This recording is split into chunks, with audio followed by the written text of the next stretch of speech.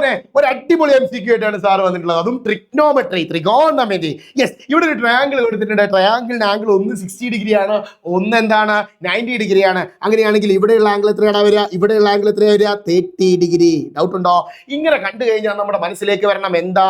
30:60:90 1:√3:2.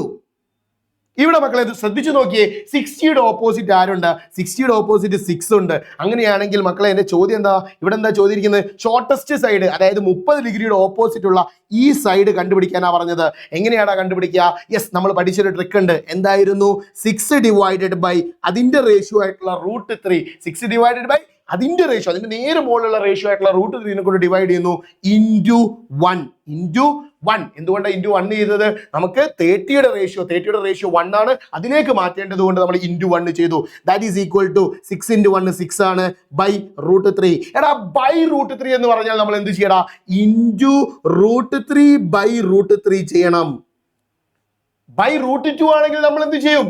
Into √2 by √2 ചെയ്യും. അങ്ങനെയാണെങ്കിൽ നോക്കിയേ, 6 × √3 എന്ന് പറഞ്ഞാൽ 6√3 ആണ്, ഡിവൈഡഡ് ബൈ √3 × √3 എന്ന് പറഞ്ഞാൽ 3 ആണ്. 6ൽ എത്ര 3 ഉണ്ടടാ? 6ൽ എത്ര 3 ഉണ്ട്? 2 ടൈംസ് അല്ലേ? So the answer is 2√3. എത്രയാണ് answer? 2√3. So the option B is the correct answer.